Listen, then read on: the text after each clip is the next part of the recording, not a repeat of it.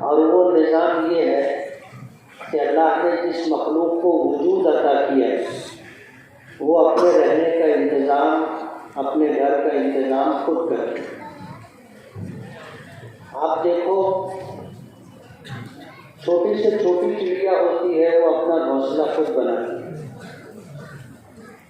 جنگلوں میں رہنے والے چرند پرند درند وہ اپنا ٹھکانہ خود بناتے ہیں، یعنی اپنے گھر کا، اپنے رہنے کا انتظام خود کرتے ہیں۔ انسان کو اللہ نے اشرف المخلوقات بنایا، تو یہ انسان بھی اپنے رہنے کا انتظام کرتا ہے اور اپنی حیثیت کے مطابق کرتا ہے۔ جو لوگ زیادہ مالدار ہوتے ہیں، خوشحال ہوتے ہیں، وہ لوگ بنگلہ بناتے ہیں، ویلا بناتے ہیں۔ اس سے کم مال رکھنے والے، بڑے شہروں میں رہنے والے، وہ فلیٹ خریدتے ہیں، اس میں رہتے ہیں۔ بڑے شہروں کو چھوڑ کر کے چھوٹے شہروں میں، قصبوں میں، دیہات میں رہنے والے 12-25 کا ٹکڑا خریدتے ہیں اور اس پر اپنے رہنے کا انتظام کرتے ہیں۔ پھر جو جیسا مالی حیثیت رکھتا ہے، کوئی سلیب ڈالتا ہے، کوئی اینگل فرشی کرتا ہے، کوئی پتھرا ڈالتا ہے، کوئی دیوار اٹھاتا ہے، کوئی دیوار نہیں اٹھاتے ہوئے جیسے یہ پتھرا ہے ایسے پتھرے کی دیوار بنا کر کے رہتا ہے۔ کہنا یہ ہے کہ ہر آدمی اپنے رہنے کا انتظام کرتا ہے، اپنا گھر خود بناتا ہے، جبکہ ہم محتاج ہیں۔ ہم محتاج ہیں، بے نیاز اللہ کی ذات ہے۔ ہم میں بڑے سے بڑا مالدار بھی ہو تو وہ محتاج ہے، بلکہ اگر کہا جائے کہ وہ غریب سے زیادہ محتاج ہے تو غلط نہیں ہوگا۔ آپ دیکھ لو، بہت بڑے ہوتے ہیں تو ان کو زیڈ پلس سیکورٹی لگتی ہے، زیڈ پلس سیکورٹی، حالانکہ زیڈ آخری ہونا چاہیے لیکن زیڈ کے ساتھ پلس بھی رہتا ہے۔ ہم سے زیادہ وہ محتاج ہوتے ہیں، ہم سے زیادہ ڈر خوف کی زندگی وہ گزارتے ہیں۔ ان کو انکم ٹیکس ڈپارٹمنٹ کا خوف رہتا ہے، ED ڈپارٹمنٹ کا خوف رہتا ہے، غنڈوں کا، بھائی گیری کرنے والوں کا خوف ہوتا ہے۔ ان کے بچے آزادی کے ساتھ گھوم پھر بھی نہیں سکتے۔ بہت بڑے لوگ ہوتے ہیں تو ان کے بچے گمنامی کی زندگی گزارتے ہوئے دوسرے شہروں میں، دوسرے ملکوں میں جا کر تعلیم حاصل کرتے ہیں، یعنی وہاں کے لوگوں کو پتہ نہیں ہوتا کہ یہ اندرا گاندھی کا بیٹا ہے، یہ سونیا گاندھی کا بیٹا ہے، لوگوں کو پتہ نہیں ہوتا۔ گمنامی کی زندگی گزار کر کے تعلیم حاصل کرتے اور یہ صرف خوف کی وجہ سے۔ تو ہم سب محتاج ہیں اور اپنا گھر ہم خود بناتے ہیں۔ اللہ تعالیٰ تو بے نیاز ہے اور یہ پوری کائنات اس نے بنائی، اتنا بڑا آسمان بغیر ستون کے اس نے قائم کیا۔ ہم کہیں جاتے ہیں، اگر 50x50 کا سلیب ہو تو اس کے لیے بھی بیچ میں جو ہے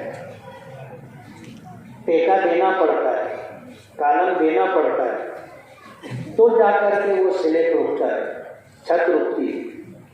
اللہ پاک نے اتنا بڑا آسمان بنایا جس کی وسعت کا اندازہ ہم نہیں کر سکتے، اور اللہ کی قدرت یہ ہے کہ اللہ نے اس کو بغیر ستون کا بنایا۔ آپ اگر تھوڑا سا سوچو، اگر اس آسمان کو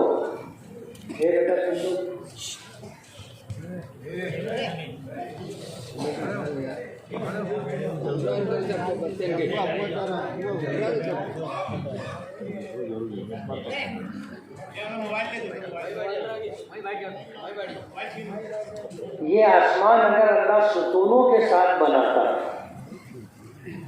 تو کتنا مسئلہ ہو جائے گا کہ ہمیں کہیں گھر بنانا ہوتا اور وہیں پر اگر آسمان کا ستون ہوتا تو مسئلہ ہو جاتا ہے جب گھر جائے تو ادھر سرکاؤ یا ادھر سرکاؤ، لیکن یہ اللہ کی قدرت ہے، اتنا بڑا آسمان اس نے بغیر ستون کے قائم کیا، اور یہ زمین جس پر ہم ہیں اللہ نے اسے پانی پر بچھایا ہے، جس کے نیچے پانی ہے، اور یہ زمین ڈولے نہ، ہلے نہ۔ قرآن کریم میں آتا ہے اللہ نے پہاڑ بنائے جگہ جگہ، والجبال اوتادا، ان پہاڑوں کو اللہ نے میخ بنایا جو زمین کو ہلنے سے روکے ہوئے، ورنہ یہ زمین پانی پر۔ اور کبھی کشتی میں آپ بیٹھے ہوں گے تو آپ کو اندازہ ہو گیا ہوگا کہ پانی کے اوپر اگر کشتی ہے تو وہ کتنا ڈولتی، اور اگر پانی میں ہچکولا آئے اور طوفان آ جائے تو پھر یہ کشتی اور جہاز ڈوب جائے۔ اتنی بڑی زمین اللہ پاک نے زمین پر رکھی، پانی پر رکھی ہے، لیکن یہ اللہ کی قدرت ہے کہ اللہ نے اس کو ہلنے جلنے سے، ڈولنے سے روک کے رکھا ہے۔ اور کبھی اگر یہ ذرا سی ہل جاتی ہے تو ہم لوگ کہتے ہیں زلزلہ آ گیا۔ کیا کہتے ہیں؟ زلزلہ آ گیا۔ اور پھر اس کا ایک پیمانہ ہے، اگر اس کی ڈگری اگر 7 تک چلی گئی اور 7 کے اوپر اگر چلی گئی تو یہ عمارتیں اور یہ گھر گر جاتے، اس میں دیواروں میں دراڑ پڑ جاتی، چھتیں گر جاتی، سڑک کے ٹکڑے ہو جاتے ہیں، اس میں بھی سب دراڑیں پڑ جاتی ہیں، زمین کا کچھ حصہ دھنس جاتا ہے۔ تو ہم تو محتاج ہیں، ہم اپنا گھر بناتے ہیں، اللہ بے نیاز ہے، اور اتنی قدرت کا مالک ہے کہ پوری کائنات اس نے بنائی، اور بنانے میں کسی سے مدد نہیں لی۔ ہم تو ایک چھوٹا سا گھر بناتے ہیں تو گاؤں مستری کو پکڑ کر کے لاتے ہیں، ہیلپر لوگوں کو لانا پڑتا ہے، کتنے پھٹانے کرنے پڑتے، تب جا کر کے چھوٹا سا گھر بنتا ہے۔ اتنی بڑی کائنات اللہ نے بنائی، اللہ نے کسی کی مدد نہیں لی، بغیر کسی کی مدد کے اللہ نے بنایا۔ قرآن کریم میں 1 سے زائد مقامات پر ہے، اذا قضى امرا فانما يقول له كن فيكون، کہ جب اللہ تعالیٰ کسی کام کے کرنے کا ارادہ کرتے تو اللہ کا فیصلہ ہوتا ہے، اور اللہ پاک صرف فرما دیتے ہیں کن، ہو جا، فیکون، تو وہ چیز وجود میں آ جاتی ہے۔ کئی جگہ قرآن پاک میں اللہ کا یہ حکم ہے۔ اللہ نے اتنے بڑے بڑے پہاڑ بنائے، کسی کی مدد نہیں کی، اللہ نے بنائے، ہم میں سے کسی نے نہیں بنایا، اللہ نے بنایا۔ تو اللہ اگر چاہتے تو اپنا گھر بھی بنا دیتے۔ مسجد اللہ کا گھر ہے نا، مسجد اللہ کا گھر ہے۔ ہر مسلمان اس بات کو مانتا ہے، کسی کا اس میں اختلاف نہیں۔ اور بیت اللہ سب سے پہلے اللہ کے امر کن سے بنا، جس کو ہم کعبہ کہتے ہیں، وہ اللہ تعالیٰ کے حکم پر، اللہ کا حکم ہوا بن جا تو وہ گھر بن گیا۔ تو اللہ پاک اگر چاہتے تو قیامت تک اس روئے زمین پر انسانوں کی ضرورت کے مطابق جتنی مسجدیں ہونی چاہیے تھی، اللہ پاک فرما دیتے کل، تو وہ ساری مسجدیں بن جاتی۔ ظاہر بات ہے اللہ کسی کا محتاج نہیں، اور قدرت اتنی ہے کہ صرف اس کا حکم کافی ہے، چیزیں خود بخود بنتی ہیں، خود بخود بنتی ہیں، لیکن اللہ کا حکم ہوتا ہے تو بنتی ہے۔ تو اللہ پاک اگر چاہتے تو مسجد بھی اللہ کے حکم سے بن جاتی۔ اب سوال یہ ہے کہ اللہ نے اتنے بڑے بڑے پہاڑ بنائے کہ آج انسانوں کے لیے ان پہاڑوں کو سر کرنا مشکل ہے۔ ہمالیہ کی چوٹی سر کرنے کے لیے لوگ سالوں لگا دیتے، کتنے لوگ تو اس میں مر کھپ بھی جاتے، پتہ بھی نہیں چلتا کہ کہاں چلے، صرف اس پہاڑ کی چوٹی پر چڑھنے کے لیے۔ یہ تو ہماری معلومات میں، اس دنیا میں کیا کیا ہے انسانوں کو پتہ نہیں۔ جیسے قرآن کریم میں آتا ہے سد سکندری کا تذکرہ، کہ جب سکندر ذوالقرنین سورہ کہف میں جس کا واقعہ ہے، اس کے پاس کچھ لوگ آئے تھے اور انہوں نے کہا کہ ایک قوم ہے یاجوج ماجوج، وہ جب چاہتے ہیں آتے ہیں، لوٹ پاٹ کرتے ہیں، قتل و غارت گری کرتے ہیں، اور ہم لوگ پریشان ہیں، تو آپ ان کے اور ہمارے درمیان ایک دیوار قائم کر دیں۔ تو قرآن کریم میں آتا ہے کہ اس نے لوگوں سے کہا کہ تم یہ مٹیریل لاؤ، وہ مٹیریل لاؤ، وہ لا کر کے دیے، تو اس نے ایک دیوار بنا دی۔ دیوار کے اس طرف یاجوج ماجوج ہے، اس طرف انسان، اور حدیث پاک میں آتا ہے کہ قرب قیامت میں وہ دیوار توڑ کر کے آئیں گے۔ ایسے وہ روزانہ محنت کرتے ہیں، حدیث پاک میں آتا ہے صبح سے شام تک اس دیوار کو توڑنے کے لیے وہ روزانہ کوشش کرتے ہیں، اور دیوار تھوڑی سی رہ جاتی ہے کہ اب وہ ٹوٹ جائے گی، وہ لوگ کہتے ہیں اب کل توڑیں گے، انشاءاللہ نہیں کہتے، یہ کہتے ہیں کل توڑیں گے۔ جب دوسرے دن آتے ہیں تو دیوار جیسی تھی اللہ اپنی قدرت سے ویسی موٹی کر دیتا ہے۔ پھر وہ لوگ صبح سے شام تک محنت کرتے ہیں، تھوڑا سا باقی رہ جاتا ہے، پھر کہتے ہیں کہ اب کل آئیں گے۔ روزانہ ان کے ساتھ ایسے ہی ہوتا ہے، اور یہ حدیث پاک میں جو بات بتا رہا ہوں یہ حدیث پاک میں حضور پاک صلی اللہ علیہ وسلم نے فرمایا کہ قرب قیامت وہ شام کو یہ کہیں گے کہ اب انشاءاللہ کل آ کر کے اس دیوار کو توڑیں گے۔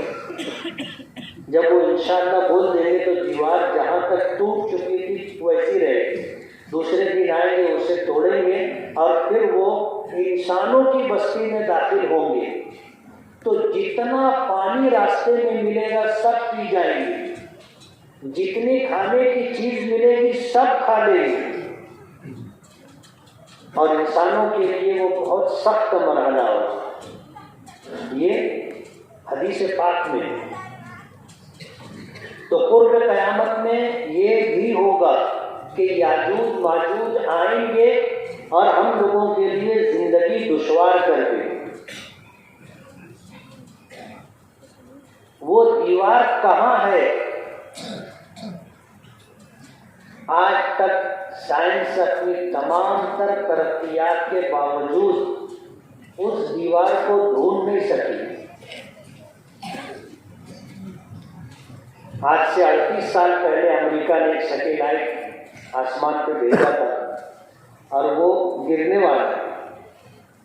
2 روز سے یہی خبر چل رہی کہ وہ سیٹلائٹ گرنے والا ہے، اگر بستی پر گرا تب سمجھ لو کیا حال ہوگا۔ 5820 ٹن وزنی سیٹلائٹ ہے، 38 سال پہلے چھوڑا گیا، اور دعویٰ ایسا ہے کہ ہم یہاں بیٹھے ہیں، امریکہ سے اگر وہ ہمیں دیکھنا چاہیں تو سیٹلائٹ کے ذریعے سے ہماری شکل بھی دیکھ سکتے ہیں، ایسا ان کا دعویٰ ہے۔ اب موتی تالاب کی یہ گلی ہے، باریک گلی ہے 10 فٹ کی، اتی کرمن کے بعد 5 فٹ بھی مشکل سے بچی، اس میں اگر سائیکل بھی کھڑی ہے تو وہ امریکہ میں بیٹھ کر کے دیکھ لیں کہ یہ سائیکل کھڑی ہے کس کلر کی، ایسا ان کا دعویٰ ہے۔ لیکن اس دنیا میں سد سکندری ہے، قرآن کہتا ہے، حدیث پاک میں ہمارے آقا کا فرمان ہے، اور مسلمان ہونے کی حیثیت سے ہمارا ایمان ہے کہ یہ بات سچ ہے، مگر وہ دیوار کہاں ہے؟ امریکہ ہی نہیں، تمام ممالک کے سائنسداں تمام تر اسباب اور وسائل استعمال کر کے اس دیوار کو ڈھونڈ نہیں سکے کہ وہ کہاں ہے اور یاجوج ماجوج کہاں ہے۔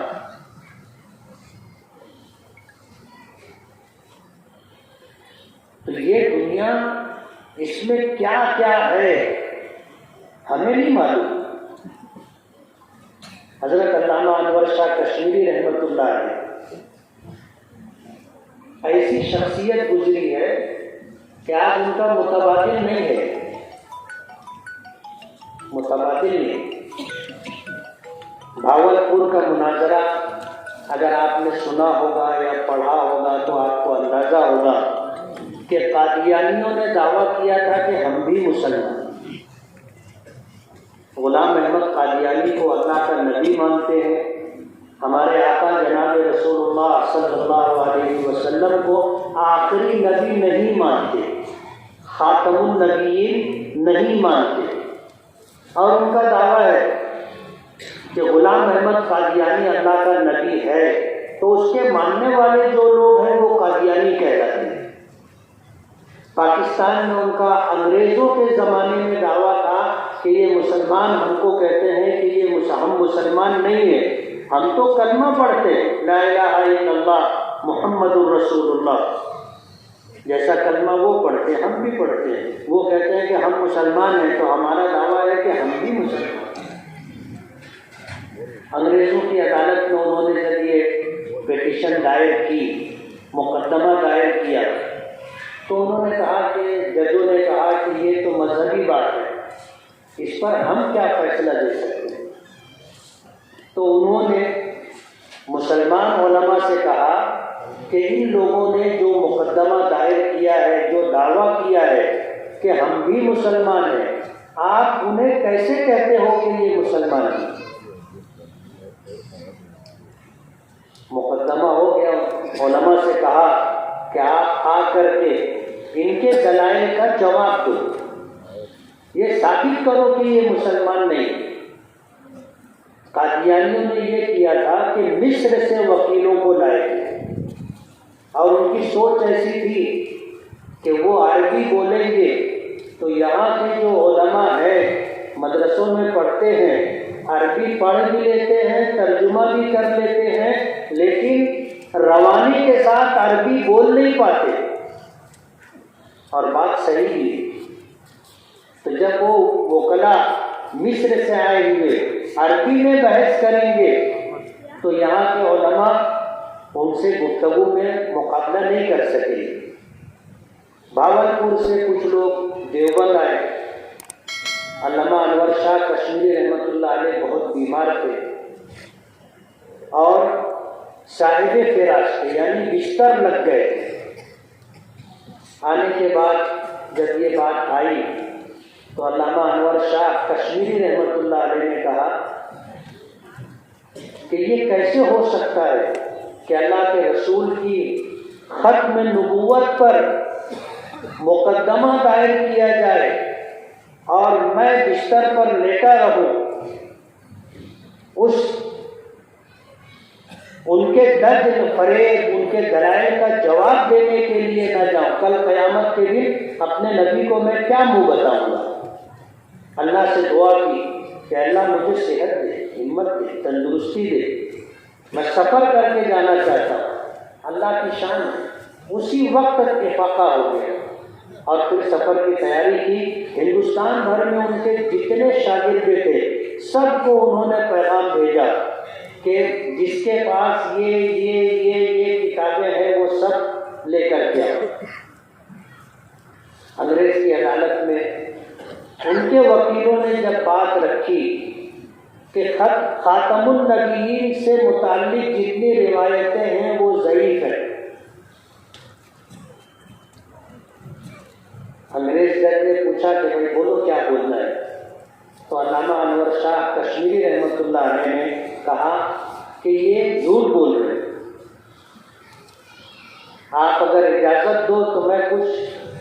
تقریر کرنا چاہتا ہوں۔ انگریز تو اسی لیے بیٹھے تھے کہ ہاں بولو، انہوں نے تقریر شروع کی اور 1038 کتابوں کا حوالہ دیا۔ علامہ انور شاہ کشمیری رحمۃ اللہ علیہ کے متعلق آتا ہے کہ جو تحریر ایک مرتبہ پڑھ لیتے تھے پھر زندگی بھر بھولتے نہیں۔ ہمارے یہاں مدرسوں میں ایک کتاب پڑھائی جاتی ہے نور الایزا۔ یہ کتاب ہاتھ سے لکھی ہوئی مصر کے کتب خانے میں، جب حضرت حج کے لیے جانے لگے تو مصر ہوتے ہوئے حج کے لیے، تو وہاں جب کتب خانے میں گئے اور فقہ کی، حنفی فقہ کی یہ کتاب دیکھی تو بہت پسند آئی۔ انہوں نے اسی کتب خانے میں اس پوری کتاب کو پڑھ لیا۔ پڑھنے کے بعد حج کے لیے چلے گئے، اور اس زمانے میں حج مہینوں میں ہوتا تھا نا، مہینوں میں ہوتا تھا، تو سفر میں 6 مہینے لگے۔ واپس آئے، وہ کتاب جو مصر کے کتب خانے میں انہوں نے پڑھی تھی، یہاں وہ کتاب لکھوائی، چھپوائی اور 2 نسخے مصر کے اس کتب خانے میں بھیجے۔ تو وہاں کے جو منتظمین تھے انہوں نے کہا کہ کتاب چرا کے لے گئے۔ انہوں نے جا کر پہلے دیکھا کہ ہماری کتاب ہے کہ نہیں ہے، دیکھا تو ان کی کتاب تھی۔ اللہ نے ایسا حافظہ دیا، 1038 کتابوں کا حوالہ دیا۔ جج نے کہا کہ بس اب حوالہ مت دو، بس حوالہ دیتے کتاب کھول کے لا کے رکھتے، حوالہ دیتے شاگرد کی کتاب کھول کر کے لا کے رکھتے۔ اللہ نے ایسا حافظہ دیا۔ علامہ انور شاہ کشمیری رحمۃ اللہ علیہ، بھاگلپور کا مقدمہ بہت مشہور مقدمہ ہے، اور آپ یہ سمجھ لیجیے کہ قادیانیوں کے درمیان اور علماء دیوبند کے درمیان بہت مشہور مناظرہ ہے، جس کی باقاعدہ کتابی شکل دی گئی ہے اور اسے چھائے کیا گیا ہے۔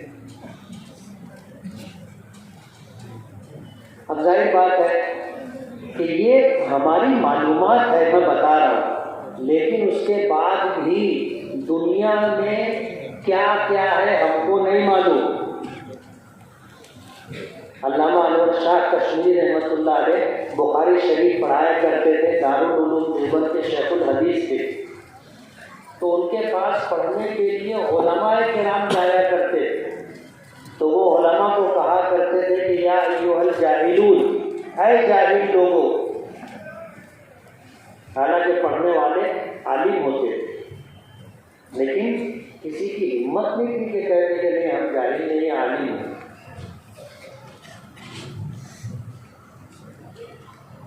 تو میں کہنا یہ چاہتا ہوں کہ یہ دنیا کیا ہے ہمیں نہیں معلوم، ہماری جتنی معلومات ہے بہت کم ہے، اور ہمارے علم میں جو چیزیں نہیں ہیں وہ ہماری معلومات سے زیادہ ہے۔ آج ہمیں ایک ہمالیہ پہاڑ معلوم ہے، اور ہم ایسا دعویٰ کرتے ہیں کہ اس کی چوٹی سب سے اونچی چوٹی، سب سے اونچا پہاڑ ہے، اس کو سر کرنے میں لوگ مر کھپ جاتے ہیں۔ اللہ نے اتنا بڑا پہاڑ بنایا ہے، اللہ پاک اگر چاہتے تو مسجد بنانے میں کیا تھا؟ اللہ پاک کہتے مسجد بن جا، مسجد بن جاتی۔ سوال یہ ہے کہ پھر اللہ نے مسجد بنائی کیوں؟ پہاڑ بنا دیے، آسمان بنا دیے، اور عجیب و غریب چیزیں اللہ نے بنائی، لیکن مسجد نہیں بنائی۔ کیوں نہیں بنائی؟ تھوڑا گھر جانا، سونے کی ٹرین جب سب کام سے فارغ ہو جانا، تو یہ سوچنے کے لیے عنوان میں آپ کو دے رہا ہوں کہ اللہ پاک نے مسجد کیوں نہیں بنائی۔ آسمان بنا دیا، زمین بنا دی، پہاڑ بنا دیے، عجیب و غریب چیزیں اللہ نے پیدا کی، لیکن مسجد نہیں بنائی۔ کیوں؟ اس کے بعد کسی مجلس میں اگر پھر ہم جمع ہوں گے تو میں اس کا جواب دوں گا، کہ اللہ نے کیوں نہیں بنایا؟ کیا بھی دے دو، انتظار نہیں ہو سکتا۔ اللہ پاک نے جنت بھی بنائی، جہنم بھی بنائی۔ مسلم شریف کی روایت ہے، اللہ نے جب جنت بنائی تو حضرت جبرائیل کو بھیجا کہ جاؤ میری جنت دیکھو، جنت میری رحمت ہے، جاؤ جنت دیکھو۔ حضرت جبرائیل گئے، جنت دیکھی، دیکھ کر آئے تو اللہ پاک نے پوچھا کہ دیکھا؟ ہاں دیکھا۔ کیسی ہے؟ کہنے لگے کہ بس ہے، کیسی ہے میرے پاس الفاظ نہیں۔ تو پھر اللہ پاک نے پوچھا کہ یہ جنت میں نے لوگوں کے لیے بنائی، انسانوں کے لیے، انسان اس میں جانا چاہے گا؟ تو جبرائیل نے کہا کہ کیوں نہیں، سبھی اس میں جانا چاہیں گے۔ تو اللہ پاک نے فرمایا کہ دوبارہ دیکھنے گئے، حضرت جبرائیل دوبارہ دیکھنے گئے تو اللہ پاک نے جنت کو مکارے سے گھیر دیا تھا۔ مکارے کہتے ہیں مکروہ چیزوں کو، مکروہ کہتے ہیں وہ چیز جو ناپسند ہو، ناپسند۔ ہم لوگ بولتے ہیں نا کہ یہ حلال ہے، یہ حرام ہے، یہ مکروہ ہے، تو لوگ پوچھتے ہیں کہ جیسے مکروہ بولے تو مکروہ بولے تو اللہ تعالیٰ کی ناپسندیدہ چیز۔ اب ظاہر بات ہے جو چیز اللہ کو پسند ہے وہ چیز اللہ قبول کر لے تو بڑی بات ہے۔ اللہ تو بے نیاز ہے، اس کو کسی چیز کی ضرورت اور حاجت نہیں۔ ہماری عبادتیں، ہماری نیکیاں اللہ قبول کر لے یہ اس کا فضل ہے، وہ ہماری نیکیوں کا محتاج نہیں۔ تو اللہ نے جنت کو مکارے سے، یعنی طبیعت پر جو چیزیں گراں گزرتی ہیں، جن چیزوں کو ہمارا نفس پسند نہیں کرتا، ایسی چیزوں سے اللہ نے جنت کو گھیر دیا کہ 5 وقت کی نماز جماعت سے پڑھنی پڑے گی، رمضان کے روزے چاہے سخت گرمی ہو رکھنے پڑیں گے، زکوٰۃ چاہے طبیعت میں بخل ہو لیکن 2.5% پورے مال کی زکوٰۃ دینی پڑے گی۔ اور اللہ نے حیثیت دی ہے، استطاعت دی ہے تو زندگی میں 1 مرتبہ حج فرض ہے، کرنا پڑے گا۔ اور اس کے بعد بھی اللہ نے حیثیت دی ہے تو ہر 5 سال میں حج کے عنوان سے یا عمرے کے عنوان سے اللہ کی بارگاہ میں حاضری دینی پڑے گی۔ جھوٹ بولنے کی اجازت نہیں ہے، سچ بولنا پڑے گا۔ بد نظری کی اجازت نہیں ہے، نظر نیچی رکھنی پڑے گی۔ سود کھانے کی اجازت نہیں ہے، سود لینے کی دینے کی اجازت نہیں ہے۔ ایسی ساری چیزوں کو جن کے کرنے کا اللہ نے حکم دیا اور جن کے نہ کرنے کا حکم دیا، ایسے ساری چیزوں سے اللہ نے جنت کو گھیر دیا۔ اور پھر جبرائیل سے پوچھا کہ دیکھے؟ بولے ہاں دیکھا۔ بولے اب تو بہت مشکل ہے، پہلے تو سبھی جنت میں جاتے لیکن اب بہت مشکل ہے، کم لوگ جائیں گے۔ جو 5 وقت کی نماز پڑھے گا باجماعت، پابندی سے، روزے رکھے گا، زکوٰۃ دے گا، حج کرے گا، ماں باپ کی خدمت کرے گا، ان کی اطاعت کرے گا، پڑوسیوں کا خیال رکھے گا، دوسروں کی بہن بیٹیوں پر غلط نگاہ نہیں ڈالے گا، حرام نہیں کھائے گا، ایسی ساری چیزیں اب کرنا پڑے گی تو آدمی جنت میں جائے گا۔ اللہ نے فرمایا کہ جاؤ میں نے جہنم بنائی ہے، جہنم جا کر کے دیکھو۔ جبرائیل گئے، جا کر جہنم دیکھی۔ بولے کیا ہے؟ بولے اللہ تیرا عذاب۔ کہا کہ لوگ جائیں گے؟ بولے کوئی نہیں جائے گا، کوئی نہیں جائے گا۔ اچھا جاؤ پھر دیکھ کے آؤ۔ اب دوبارہ دیکھنے گئے تو اللہ نے اسے خواہشات سے گھیر دیا، جہنم کو خواہشات سے گھیر دیا۔ اب من چاہی زندگی کون نہیں گزارنا چاہتا؟ صبح سویرے ہمارے یہاں تو سردی نہیں ہے، معمولی سردی ہے. یو پی میں مائنس ہے. ابھی ہمارے یہاں 22-23 سیلسیس ڈگری جو ہے، یو پی میں نیچے گرتے گرتے گرتے گرتے زیرو پر آ گئی. اب زیرو سے بھی نیچے چلے گی. آج 1.5 ڈگری نیچے تھی، اور خبر یہ ہے کہ 25 لوگ سردی کی وجہ سے مر گئے. ظاہر بات ہے، یہ جو 25 مرے وہ معلومات میں آ گئے تو ہم 25 بتائیں. مرے کتنے سردی سے اللہ بہتر جانتا ہے. اب اتنی سردی میں فجر کی نماز کے لیے نرم گرم بستر چھوڑ کر کے آدمی مسجد جائے. طبیعت کو پسند نہیں ہے. خواہش اور چاہت یہ ہے کہ بس سوتے رہو. جہنم کو اللہ نے خواہشات سے گھیر دیا. جبرائیل دیکھے کیا نماز نہیں پڑھنا، دل نہیں چاہتا، روزے نہیں رکھنا، ہمت نہیں ہوتی، زکوٰۃ میں 2.5% نہیں دینا، دیں گے تو مال کم ہو جائے گا، حج کرنے کیا جائیں گے، وہاں سے آنے کے بعد داڑھی رکھنی پڑے گی، صحیح بولنا پڑے گا، اچھے کام کرنے پڑے گے، دل نہیں چاہتا. آدمی ماں باپ کو گالی دیتا ہے. کتنے بدبخت ہوتے ہیں، ماں باپ کو مارتے ہیں، گھر سے نکال دیتے ہیں، من چاہی زندگی. تو جبرائیل نے کہا کہ اب تو آپ نے جہنم کو خواہشات سے گھیر دیا ہے، اب تو سبھی جہنم میں جائیں گے. حدیث پاک میں آتا ہے اللہ پاک نے جنت سے بھی وعدہ کیا ہے کہ میں تجھ کو بھروں گا، اور جہنم سے بھی وعدہ کیا ہے کہ میں تجھ کو بھروں گا. قرآن کریم میں آتا ہے کہ جب حساب و کتاب ہو جائے گا سارے جہنمی جہنم میں چلے جائیں گے تو اللہ پاک جہنم سے پوچھیں گے. قرآن کریم میں اللہ پاک جہنم سے پوچھیں گے حلیم تلقی، تو بھر گئی؟ تو جہنم کہے گی حل من مزید، ابھی تو بہت جگہ خالی ہے، بھری نہیں ہوں، ابھی تو میں خالی ہوں، بھیجو اور لوگوں کو. آپ نے بھرنے کا وعدہ کیا.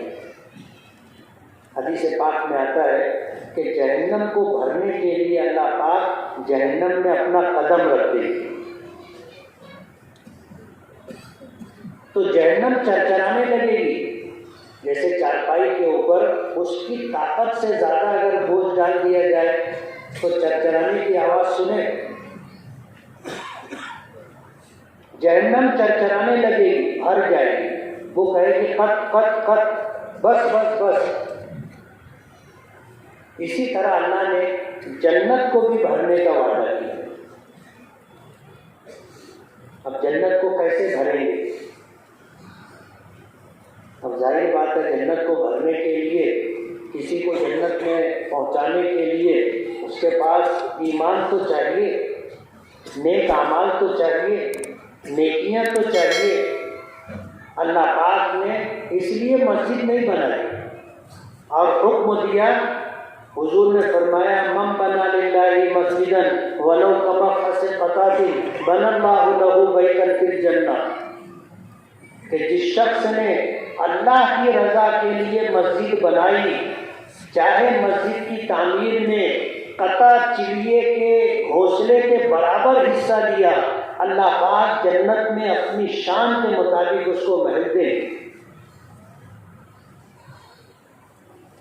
اور ہمارا ایمان ہے کہ اللہ بھی سچا ہے، اس کی بات بھی سچی ہے، اللہ کے نبی بھی سچے ہیں، ان کی بات بھی سچی ہے، کہ ایمان کے ساتھ نیکی کی امید پر اللہ کو راضی کرنے کی نیت سے مسجد کی تعمیر میں آپ اپنی حیثیت کے مطابق حصہ لو، اللہ پاک اپنی شان کے مطابق آپ کو جنت میں محل بنا کر کے دے. میں ایک واقعہ سناتا رہتا ہوں، پھر سناؤں. خلیفہ ہارون رشید کا نام سنا ہے؟ خلفائے بنو عباسیہ میں ایک بہت نامور بادشاہ امیر المومنین گزرے. خلفائے بنو عباسیہ ان کی حکومت اس دنیا میں 635 سال تک تھی. کتنے سال تک؟ باپ بیٹا پوتا پر پوتا 635 سال تک یہ حکومت کرتے رہے. اتنی بڑی حکومت کسی کی نہیں. انگریز ہندوستان میں آئے 100-200 سال میں پھر بولے اپنا بولیا بستر لپیٹے اور چلے گئے. لوگوں کا اقتدار 5 سال 10 سال 20 سال. کانگریس جو ہے اس ملک میں 45 سال اکیلے حکومت کی اور اب دوسرے لوگوں کی حکومت. تو بولتے کانگریس مکت بھارت دعویٰ ہے ان کا, اور وہ ایسا سمجھتے ہیں کہ وہ ہمیشہ رہیں گے. آپ کیا بولتے ہیں؟ ہمیشہ رہیں گے؟ نہیں رہیں گے. کوئی ہمیشہ نہیں رہتا, کسی کا اقتدار ہمیشہ نہیں رہتا. اور راحت اندوری نے کہا ہے کہ جو آج صاحب مسند ہیں کل نہیں ہوں گے. کرایہ دار ہیں, ذاتی مکان تھوڑی ہے. صدر جمہوریہ بھی جس محل میں رہتا ہے اس میں کتنے کمرے ہیں آپ لوگوں کو پتہ ہے؟ 600 سے زائد کمرے. اتنی بڑی عمارت اس کے رہنے کے لیے کتنے دن رہتا ہے؟ 5 سال. اس کے بعد اس کو بھی وہاں سے رخصت ہونا ہے. تو کسی کا اقتدار رہتا ہے. خلفائے بنو عباسیہ کا اقتدار 635 سال تک. اور کیوں تھا پتہ ہے؟ حضور پاک صلی اللہ علیہ وسلم نے مکہ فتح کیا. مکہ فتح ہوا, حضور نے کچھ اعلان فرمائے. ان اعلانوں میں ایک اعلان یہ تھا کہ میرے چچا میں سود کو اپنے قدموں تلے رونتا ہوں, اور میرے چچا عباس کا جن لوگوں پر قرض ہے اس کا جتنا سود ہے وہ میں معاف کرتا ہوں.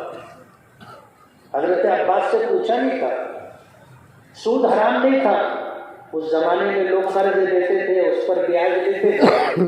تو حضور کے چچا عباس بھی, انہوں نے بھی یہ کام کیا تھا. اور حضور نے مکہ فتح کیا تو اعلان کیا کہ میرے چچا عباس کا جن لوگوں پر قرض ہے میں اس پر جتنا سود اور بیاج ہے سب معاف کرتا ہوں. حضرت عباس کو خبر ہوئی تو وہ آئے اور آ کر کہنے لگے, مسلمان نہیں ہوئے, اس وقت مسلمان ہوئے. کہنے لگے کہ بھتیجے تم نے میرا سود اور بیاج معاف کیا ہے؟ کہا کہ ہاں. کہا اگر تم نے میرا سود اور بیاج معاف کیا ہے میں اصل رقم بھی معاف کرتا ہوں. حضور نے دعا دی. حضور کی دعا کی برکت تھی اور حضور کے فیصلے پر سر تسلیم خم کر کے ایک قدم آگے بڑھ کر کے کہا تھا کہ آپ نے سود معاف کیا ہے, میں اصل رقم بھی معاف کرتا ہوں. اللہ نے ان کو اور ان کی اولاد کو 635 سال تک اقتدار دیا. 635 سال, اتنا لمبا زمانہ کسی کا اقتدار نہیں. ہارون رشید اس میں ایک نامور خلیفہ گزرے. ایک دن اپنی بیوی سے کہنے لگے کہ چلو ٹہل کر کے آتے ہیں, چہل قدمی کر کے. ٹہلنے کے لیے دریائے دجلہ کے کنارے گئے, ریت پر چلتے ہوئے جا رہے تھے. اس زمانے میں ایک مجذوب تھے بہلول دانا. بہلول دانا تو وہ جیسے کہیں مسلمان محلے میں گلی میں ریتی کا ٹریکٹر خالی ہو تو سب بچے ادھر ادھر سے آ کر کے ریت پہ چڑھ جاتے اور جھوپڑی بنانے لگتے, سرنگ بنانے لگ جاتے. 1/4 ریتی گٹر میں چلی جاتی. ہندو محلے میں اگر ٹریکٹر خالی ہو تو جیسے ایسے پہاڑ کی شکل رہتی ہے ویسی رہتی ہے. ایک بچہ بھی اس ریت کے اوپر نہیں چڑھتا. تو بچے جو گھروندا بناتے ہیں, رستہ بناتے ہیں, پل بناتے ہیں, عجیب و غریب چیز بناتے ہیں بچے. ایسے وہ بہلول دانا ریت سے کچھ بنا رہے تھے۔ خلیفہ ہارون رشید کی بیوی زبیدہ نام تھا، اس کے دل میں یہ بات آئی کہ یہ غریب آدمی ہے، مجذوب صفت، کسی سے سوال نہیں کرتا، اس کی کچھ مدد کرنی چاہیے۔ جب اس کے قریب پہنچے تو ہارون رشید نے سلام کیا تو بہلول دانا نے جواب دیا۔ تو ملکہ زبیدہ نے پوچھا کہ بہلول کیا بنا رہے ہیں؟ تو اس نے کہا کہ میں جنت میں محل تعمیر کروں۔ کیا جواب دیا؟ جنت میں محل تعمیر کرنا۔ تو ملکہ زبیدہ نے پوچھا کہ بیچو گے؟ تو اس نے کہا کہ ہاں بیچوں گا۔ تو بولے ایک محل کتنے کا ہے؟ بولے 100 درہم۔ تو ملکہ زبیدہ نے 100 درہم نکالے اور دے دیے اور کہا کہ یہ ایک محل میرا۔ بولے ہاں تیرا۔ آگے بڑھ گئے تو خلیفہ ہارون رشید نے کہا کہ لوگ صحیح کہتے ہیں۔ بولے کیا کہتے ہیں؟ بولے عورت ٹیڑھی ہوتی ہے، بیوقوف ہوتی ہے۔ تم نے پوچھا کیا بنا رہے ہو؟ اس نے کہا کہ میں جنت میں محل بنا رہا ہوں، تو تم نے ایک محل خرید لیا۔ تو ملکہ زبیدہ نے جواب دیا کہ میرے سرکار، میں بھی دیکھ رہی تھی کہ وہ ریت سے گھروندے بنا رہا ہے، لیکن میں اس کی مدد کرنا چاہتی ہوں اور وہ کسی سے سوال نہیں کرتا، تو اس کی مدد کرنے کے لیے میں نے ایک عنوان بنایا کہ بیچو گے؟ اس نے کہا کہ ہاں بیچوں گا۔ تو ظاہر بات ہے جب آدمی کچھ بیچتا ہے تو اس کی قیمت لیتا ہے۔ تو اس نے کہا کہ 100 درہم۔ تو میں نے اس کو 100 درہم دے دی۔ بات آئی گئی ہو گئی، گئے واپس آئے، رات تو ہوتی نا، کوئی چاہے نہ چاہے رات ہوتی۔ رات ہوئی، خلیفہ سویا، خواب میں دیکھا کہ جنت میں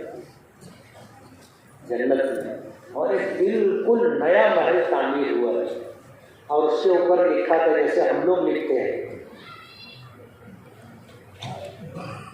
کائنات نجم النساء، کچھ بھی لکھتے ہیں، تو اس کے اوپر لکھا ہوا تھا قصر زبیدہ۔ یہ رک گیا وہاں۔ کسی سے پوچھا کہ اس کا مطلب؟ بولے مسلمانوں کے خلیفہ ہیں ہارون رشید، ان کی بیوی ملکہ زبیدہ ہے، اس کا مطلب اور کل بنا ہے۔ کب بنا ہے؟ کل بنا ہے۔ اب یہ اندر جانے لگا تو اس کو روک دیے کہ آپ کو اجازت نہیں اندر جانے کی۔ اس کی آنکھ کھل گئی۔ آدمی جب خواب دیکھتا ہے بہت اچھا دیکھے تو بھی آنکھ کھل جاتی ہے، اور کچھ اور دیکھ لے تو بھی پسینہ پسینہ ہو جاتا، آنکھ کھل جاتی ہے۔ اب آنکھ کھل گئی، دل کی بھی آنکھ کھل گئی۔ کل کا پورا واقعہ اس کو یاد آ گیا۔ اب وہ صبح ہونے کا انتظار کرنے لگا۔ صبح ہوا، طبیعت بہت بے چین تھی، تھوڑا سا سورج اوپر آیا تو ملکہ کو کہنے لگا کہ چلو چائے کرتی تھی۔ بولے کل تو گئے تھے نا، ٹائم نہیں پھر کسی کی۔ بولے نہیں چلو۔ ارے بولے کل گئے تھے نا، اب کیا روز روز جائیں گے؟ بولے نہیں چلو۔ بیوی وہی اچھی ہوتی ہے جو شوہر کی بات مان لے۔ اب دونوں نکلے، اب دریائے دجلہ کے کنارے گئے تو ہارون رشید دور دور تک دیکھ رہا تھا۔ کچھ آگے جانے کے بعد وہ بہلول دانا دکھ گئے، تو وہی ریت کا گھروندا بنا رہے تھے۔ یہ چلتے چلتے اس کے پاس گئے، بڑی عقیدت کے ساتھ سلام کیا، السلام علیکم۔ تو بہلول نے سر اٹھا کر کے دیکھا، وعلیکم السلام۔ بولے بہلول کیا بنا رہے؟ بولے جنت میں محل بنا رہے۔ بولے بیچو گے؟ بولے ہاں۔ بولے کتنی قیمت؟ بولے خلیفہ ہارون رشید کی سلطنت۔ بولے کل تو 100 درہم میں دے رہے تھے۔ بولے کل بغیر دیکھے سودا ہو رہا تھا،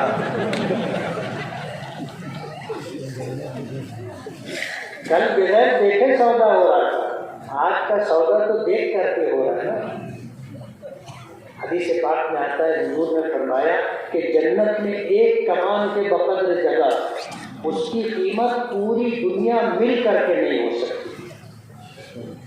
اب ظاہر بات ہے ہارون رشید جو دے سکتا تھا بہل الدانا نے وہی قیمت بتائی تھی، جنت میں ایک محل کی قیمت ہارون رشید کی سلطنت۔ مسجد کی تعمیر پر اللہ پاک کی طرف سے جنت میں محل کا وعدہ ہے۔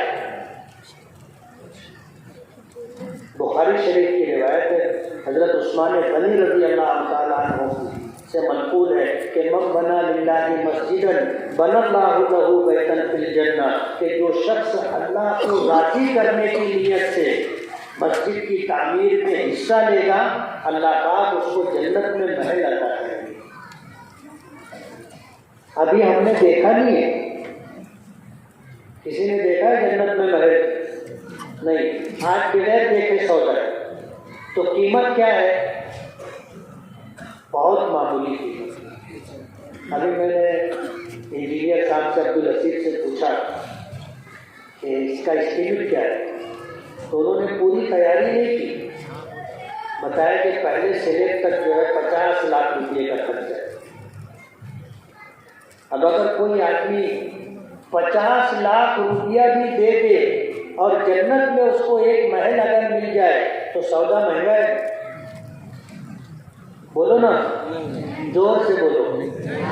نہیں، سستا سودا ہے۔ جنت میں ایک کمان کے بقدر جگہ پوری دنیا مل کر کے اس کی قیمت نہیں بن سکتی، لیکن مسجد کی تعمیر میں آپ حصہ لو، اللہ اس کے رسول کا وعدہ ہے کہ آپ کو جنت میں محل ملے گا۔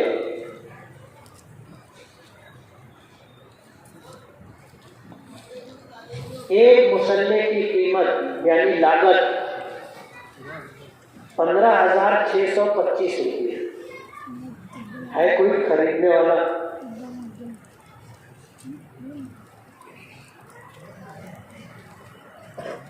ایک مصلے کی لاگت 15,625